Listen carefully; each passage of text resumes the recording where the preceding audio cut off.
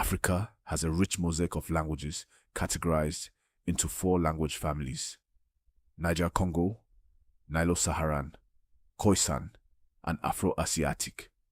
Prominently spoken and widely known are the Bantu languages. So, want to know more about the Bantu? Most people think the Bantu were a tribe, a single people with a shared culture moving across Africa in a dramatic wave. That picture is too simple and also wrong. Bantu does not mean a race. It does not mean a single ethnic group. It does not even describe one culture. It is a linguistic label. Specifically, it refers to a large branch of the Niger-Congo language family, which are hundreds of languages spoken today across Central, Eastern, and Southern Africa. If you speak Zulu, Kikuyu, Lingala, or Shona, you speak a Bantu language. That does not mean you share the same ancestry, history, or traditions. Language is not biology or identity. It is a tool that spreads through contact. So, when scholars talk about the Bantu expansion, they are not describing an army. They are describing a long process of language spread. Let's define the core idea clearly. The Bantu expansion refers to the gradual spread of Bantu-speaking farming communities from a region near present-day Cameroon and Nigeria into much of Sub-Saharan Africa. The expansion was not in one movement or in one century, but over many generations. This began roughly 3,000 to 4,000 years ago and unfolded slowly. What made this possible? Agriculture. Early Bantu-speaking communities practiced farming. They cultivated crops like yams and oil palm in West Africa. Later, they adopted banana cultivation and ironworking technologies. Farming changes everything because while hunters and gatherers move with ecosystems, farmers reshape ecosystems. Farming supports higher population density as more food means more people survive, and that leads to gradual outward movement. Not conquest, but demography. Archaeology shows small communities moving into forest zones, clearing land, establishing villages, and expanding outward when soil nutrients declined. This is not a cinematic migration. It is ecological adaptation. As Bantu-speaking communities moved from West Africa, they encountered other populations. Central Africa was not empty. It was home to forest hunter-gatherers. Eastern and Southern Africa included pastoralist groups. Interaction followed. Sometimes intermarriage, sometimes trade, sometimes conflict, but often cultural exchange. Genetic studies today show mixing, not replacement. Language spread farther than genes. That is a critical point. In many regions, local populations adopted Bantu languages without being replaced. Language can move through social prestige, trade networks, or intermarriage.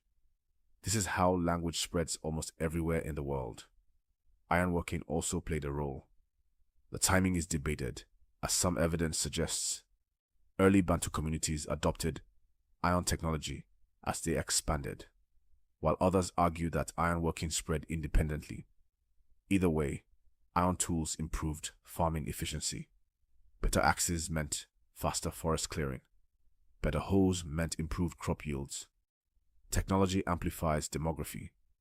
By around 1,500 years ago, Bantu languages were spoken across vast areas of Sub-Saharan Africa, from the Congo Basin to the Great Lakes and southeastern Africa. But here is what often gets missed. As Bantu languages spread, they changed. Languages fragment over distance and adapt to local environments. They absorb vocabulary from neighboring groups. That is why there are over 500 Bantu languages today. Unity at the roots and diversity at the surface. Culture followed the same pattern. There was no single Bantu culture. Agricultural practices varied by ecology. Political systems ranged from small village councils to centralized kingdoms. Religious systems adapted to local cosmologies. Over time, powerful states emerged within Bantu-speaking regions, such as the Kingdom of Congo, which boasted a sophisticated economy based on agriculture, textiles, metallurgy, and a shell currency, the Great Zimbabwe, and the Buganda Kingdom, which still manages substantial land and cultural heritage sites to date.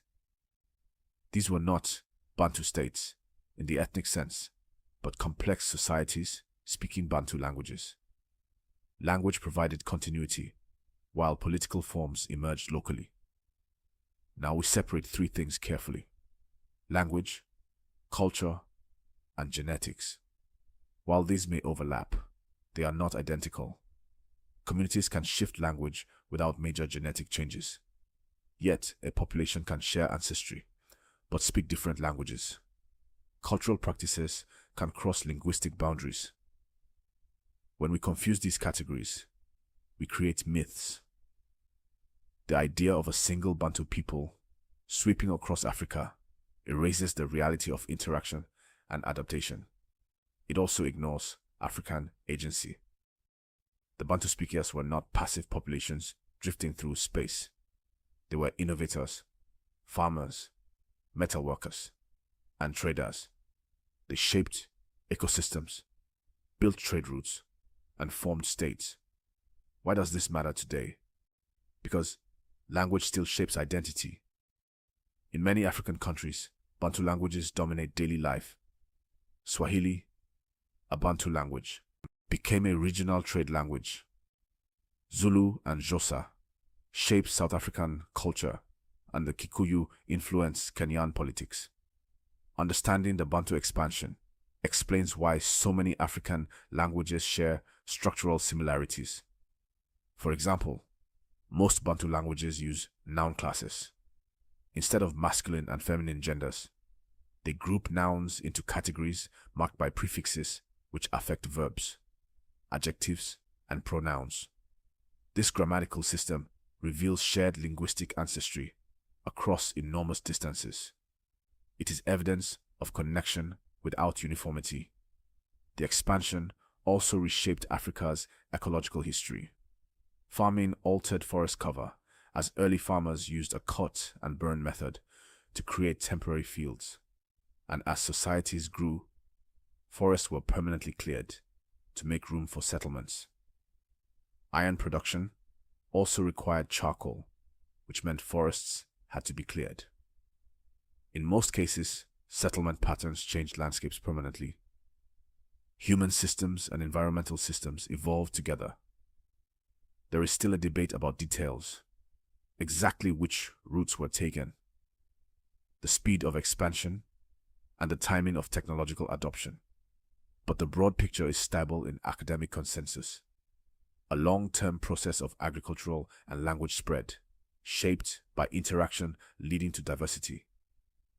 The Bantu story is not about dominance, but that of diffusion. It is about how small demographic advantages, repeated over centuries, transform a continent. No dramatic invasion, no singular identity, just generations making practical decisions about food, land, and survival. And that is the deeper lesson. Thank you. I hope you enjoyed learning about the Bantu. Please subscribe, share, like and comment, and let us know which Bantu language group you belong to and which Bantu language tribe you would like to learn more about.